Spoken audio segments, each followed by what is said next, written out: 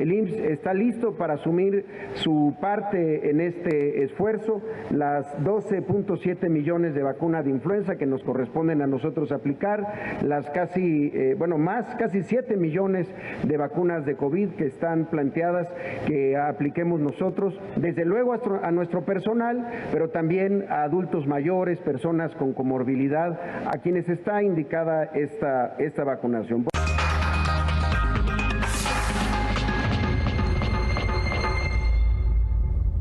Bueno, hoy lunes arrancó la campaña nacional de vacunación contra influenza y COVID-19 de cara pues, a la temporada invernal 2023-2024, pero ya sabe que con el COVID, invernal o no, pues es un reforzamiento necesario para los que no han sido vacunados, para los que han sido vacunados, y yo espero que empiecen a aplicarse a los que no les han vacunado, ¿no? Bueno, para el coronavirus, la dosis a aplicarse son de Abdala y Sputnik, mismas que son aprobadas por la Agencia Reguladora Mexicana, pero no, este es un asunto ahí, ahorita vamos a verlo, por la Organización Mundial de la Salud. El objetivo es suministrar un total de 54.6 millones de dosis.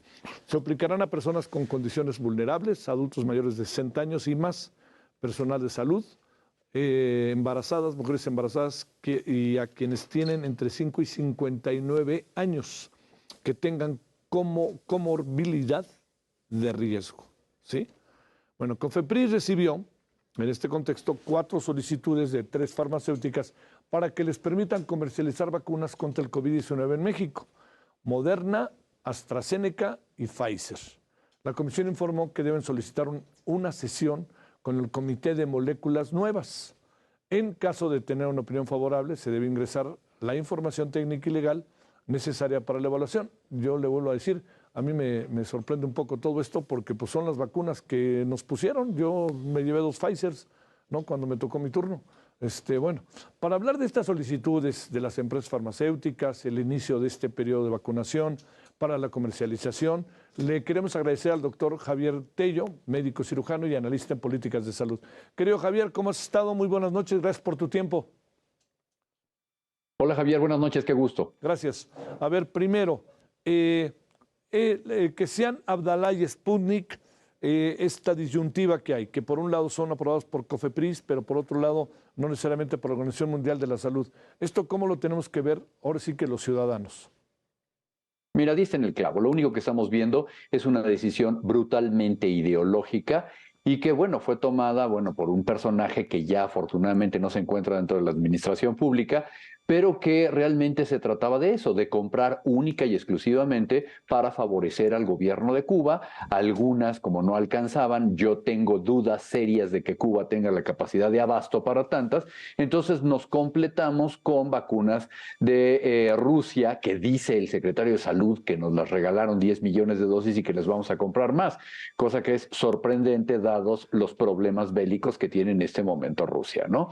Pero bueno, es exactamente lo único a lo que responde. Y permíteme colgarme de tu comentario que estabas mencionando en ese momento.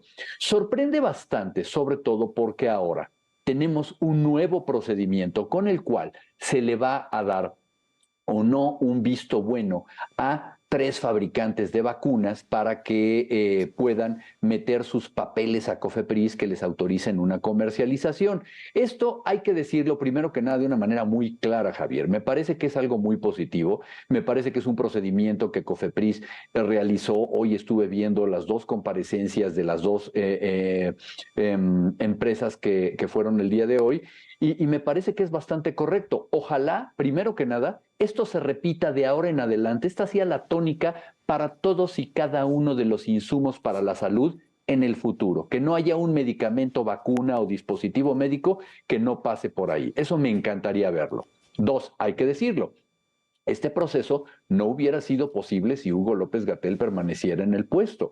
¿Por qué? Porque él francamente no tenía la menor intención de abrir estas puertas. Dicho lo anterior, lo que es muy curioso, y ahora platicamos sobre las sesiones y cómo resultaron ser, pero es muy curioso precisamente que estemos exigiéndole una revisión muy profesional, muy profunda, muy seria y muy científica a 3 fabricantes internacionales, cuando por otro lado el gobierno mexicano ya decidió que iba a comprar, a pagar de nuestros impuestos y a administrar 2 vacunas que solamente tienen pues la autorización que le dieron ellos en algún momento bajo alguna circunstancia de la cual desconocemos completamente todo. Te repito, hoy durante el transcurso del día están grabadas 2 sesiones con las opiniones científicas de cada uno de los que estuvieron ahí y viste los argumentos de cada uno de los 2 fabricantes. No tenemos ni una sola letra, ni una sola minuta, ni un solo rastro de por qué Sputnik y Abdalá fueron aprobadas en su momento. Uy, uy, uy, uy, uy. A ver, a la población nos van a aplicar en la gran mayoría de los casos Abdalá y Sputnik. Te pregunto, Es correcto. ¿son reforzadoras o son para una primera vez o qué papel juegan como vacunas? Mira, técnicamente hablando, según el argumento central de la Secretaría de Salud, la mayor parte de los mexicanos ya tenemos o estuvimos expuestos al virus, o nos enfermamos o nos aplicaron una vacuna o las 2 cosas juntas. Por lo tanto, estamos asumiendo que este Sputnik y este Abdalá vinieran a funcionar como el N refuerzo que tú quieras.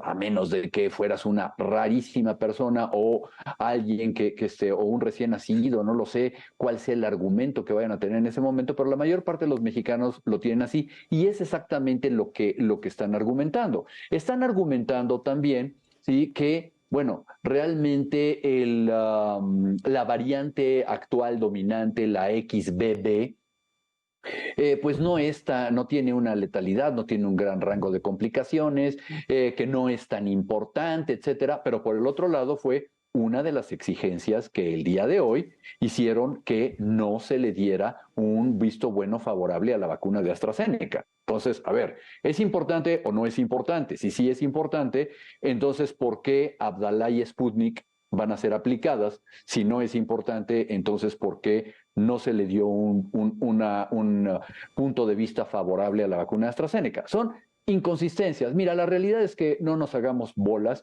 es porque la decisión de Abdalá y de Sputnik estaba tomada con anterioridad, ¿no? Entonces, bueno, esto no nos va a llevar más que a 2 cosas. Si van adelante, por lo menos, te anticipo, bueno, ya no es anticipación, pero te digo, uno de los resultados fue favorable para la vacuna de Pfizer, ahorita platicamos de eso, mañana vienen los señores de Moderna a hablar sobre su vacuna, pero vamos a suponer que tuviéramos 1 o 2 vacunas en el mercado, que Cofepris aceptara este visto bueno y procediera con el registro sanitario. Entonces estas vacunas automáticamente se pueden comercializar. Eso, Javier, perdóname, pero es lo más triste y lo más catastrófico de todo, que en este país vayamos a tener vacunas para ricos y vacunas para pobres, porque el gobierno federal, hasta donde sabemos, hasta el día de hoy, no había manifestado su intención de comprar una sola dosis, ni de Pfizer, ni de Moderna, ni de AstraZeneca, ni de nadie que no fueran Abdalá y Sputnik. La efectividad de Abdalá y Sputnik, ¿cuál es? ¿Y qué tanto le va a servir realmente a quienes seamos eventualmente vacunados por estas dos marcas? Mira, hay que ser muy responsable en esto. Todas las vacunas te van a dar una protección adecuada contra la enfermedad grave y la muerte. Dicho lo anterior, no tenemos ninguna evidencia de que estas vacunas que fueron creadas con el virus primigenio de Wuhan y que no han pasado por las sesudas etapas de desarrollo técnico. Hoy estábamos viendo, por ejemplo, una diapositiva que mostró Pfizer sobre cómo han desarrollado variante tras variante. Bueno, esto no lo hemos visto por el lado de ellos. Entonces no hay nada que nos diga que pueden conferir una protección inmunológica para esta nueva variante XBB. ¿Cuál sería la ventaja de tenerla? Bueno, la ventaja sería que pues, tendrías menos personas enfermas. Y hay que entender una cosa, Javier, tal vez para los países más necesitados, para los más pobres, el hecho de que te salven la vida sea lo suficiente. Pero creo que tiene que llegar a un punto donde tenemos que entender que México es la 15ª economía del mundo, que alguna vez tuvimos vacunas de primer nivel y de primera orden como por ejemplo, la que se va a aplicar contra la influenza. Ahorita platicamos de eso. Y que no tenemos por qué estar buscando algo que no nos confiera algo más. ¿Por qué debo de tener yo mayor cantidad de enfermos? ¿Por qué debo de tener mayor cantidad de síntomas? ¿O por qué debo de tener enfermedades que duren más que menos? Sí. Cuando la gente necesita trabajar, cuando una persona que esté enferma es realmente una carga para el sistema económico. Entonces, son cosas inentendibles, insisto, que solamente nos llevan al origen de la decisión, que fue meramente ideológica. ¿Cuánto puede costar una vacuna en el mercado de Pfizer cuando se echen a andar? ¿Tienes una idea cuál sería el costo? Sí, actualmente el costo en los Estados Unidos es de alrededor de 130, $120 la dosis, lo cual está siendo pagado por la aseguradora que tengas tú en los Estados Unidos, y si no, el gobierno de los Estados Unidos tiene un fondo especial para los que no están asegurados. Ellos quieren que toda su población tenga estas vacunas, las vacunas de mRNA que están actualizadas con la última versión del virus, precisamente para evitar esto que estábamos comentando. Entonces, es una cuestión que te digo que se tomó con miras meramente ideológicas, porque sí, México debería y ha pagado vacunas de alto precio. Las niñas en México tienen o tenían o solían tener acceso a una vacuna contra el papilomavirus que cuesta más de 3,000 pesos la dosis, y está bien, porque eso va a salvar a una niña de tener cáncer cervicuterino. Bueno, en este caso, ¿por qué el gobierno no puede negociar un precio de lo que tú me digas? Ponle el número que quieras, $100 por dosis. Pues porque sencillamente, como ya se demostró, no estamos invirtiendo lo suficiente en vacunas. De hecho, hay un subejercicio en vacunas, ¿no? Es realmente triste esto. Oye, en México, $130, a ver si no se encajan y cuestan más, ¿no? Os digo, porque Mira, vamos a entrar en ese terreno de ricos y pobres, ¿no? Bueno, primero que nada, no estoy seguro de que vaya a haber una gran diferencial de precio con los Estados Unidos. Tampoco hay una razón para decir que van a costar mucho más. ¿Qué evidencia tengo yo que, bueno, conozco del tema, ¿no? Las vacunas, como la vacuna reciente de el herpes zóster, que debemos de aplicarnos todos los mayores de 50 años, por cierto, es una vacuna que está en México en el mismo precio o poquito menos que en los Estados Unidos. La misma cosa ha ocurrido históricamente con la vacuna del virus del papiloma humano. Es aproximadamente el mismo precio. Entonces, podemos empezar a pensar que estas vacunas costarán vis a vis la misma cosa, que curiosamente no serían tan elevadas para el gobierno, porque el gobierno tendría la capacidad de negociar mejores precios. A ver, vamos a lo de la influenza. ¿Ahí cómo andamos? La excelentísima noticia es que México va a tener ahora sí la mejor vacuna disponible en el mercado, la vacuna tetravalente para la influenza, y que, bueno, también hay que decirlo, no es que haya sido una graciosa concesión de esta administración. Afortunadamente, esta vacuna ha estado desde hace varios años ya prenegociada con el fabricante. Sin embargo, bueno, una de las condiciones eran que las famosas 35 millones de dosis que se compran de esa vacuna iban a ser a partir del 2023, esta temporada 2023-2024 de influenza, iban a ser con vacuna tetravalente. Entre otras cosas porque ya no se va a fabricar la trivalente. Entonces, bueno, creo que nos debemos sentir afortunados, por lo menos en eso, Javier. La gente puede ir con toda la seguridad a ponerse su vacuna de la influenza, sabiendo que, como era la tradición mexicana, van a tener una de las mejores vacunas, que si no es que la mejor vacuna que hay en el mundo, afortunadamente. Y bueno, pues es un grave contraste contra la vacuna que quisieron negociar o que nos van a querer administrar para el COVID-19. Sin embargo, quiero ser muy responsable e insistir. Si esa es la vacuna que te dan, esa es la vacuna que debes de aplicarte. La vacuna es mejor contigo que tú sin ella. Sí, claro. Oye, lo de la influenza, esa también es gratuita, pero a algunos hospitales, a algunos centros veo que ya la aplican y tiene un costo. Claro que sí. Hay que recordar que solamente se han comprado históricamente 35 millones de dosis. ¿Por qué? Porque está dirigida en esta política, otra vez, que puede ser cuestionable desde el punto de vista de la economía de la salud y de la epidemiología. Está dirigida para los niños, para las personas de alto riesgo y para los mayores de 60 años, lo cual es técnicamente correcto. Pero otra vez, México merece más que solamente lo correcto. Pero bueno. ¿Qué sucedía en el pasado? ¿Por qué te la administraban por todos lados?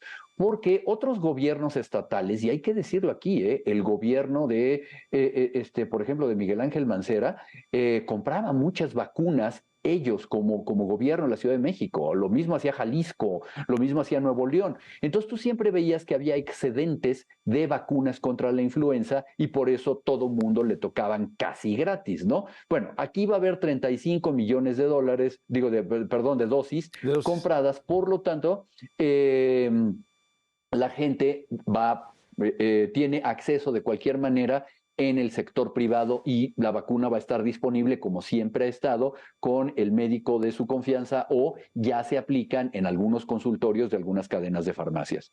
Te mando un gran saludo, Javier. Muchas gracias, doctor. Un abrazo, Javier, que estés muy bien. Hasta luego. Que descanses.